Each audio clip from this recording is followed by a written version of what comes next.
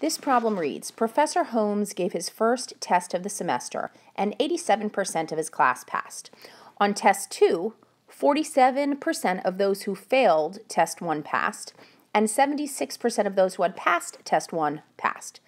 So then the question wants to know, what is the probability that a student passes both tests, and what is the probability that a student passes test 2?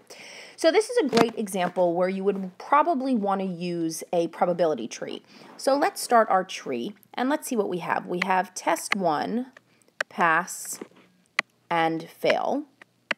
And then from each of those, for test 2, we also have pass and fail, and we have pass and fail. So let's look at the information that's given to us in the problem. 87% of his class passes test 1, which means that I can put this information in here. Now, I'm not given the percentage that fail test 1, but I know percentage is always 100%.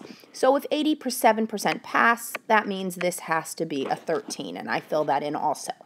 Now, on test 2, 47% of those who failed test 1 passed, which means I'm going to go to failed. And then 47% of those are going to pass test 2, which means that 53% will fail, again, because that has to add up to 100%. And then 76% of those who passed test 1 passed test 2, which means that 24% had to have failed test 2. So this is what my tree should look like. Now let's go ahead and look at the problem. The problem now says, what is the probability that a student passes both tests?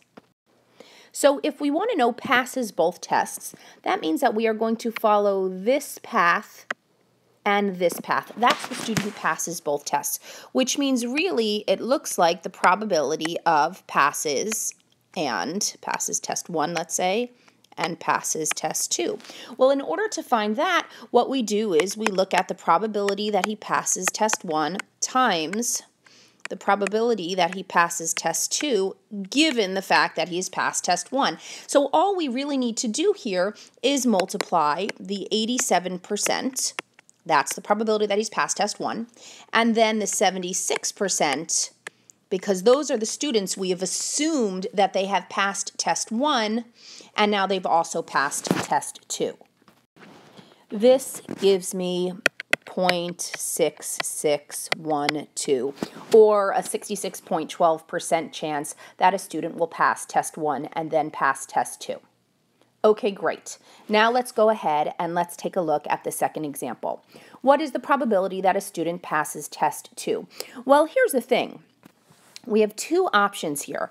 We have, first of all, the student passes test 2, given that they've passed test 1. That's one possibility. The other possibility is that they pass test 2, even though really they fail test 1. So what we're doing in this problem is we're going back, we're looking at this original arrow direction that we're looking, but we also need to take into consideration those students who fail test 1 but then pass test 2. So following what we did in the first part of the problem, this would look like 0.87 times 0.76, and we already found that. That's 0.6612, plus 0.13 times 0.47, which is equal to 0.0611. And when I add the two together, I get 0.7223, which means that there's a 72.23% that a student will pass test 2.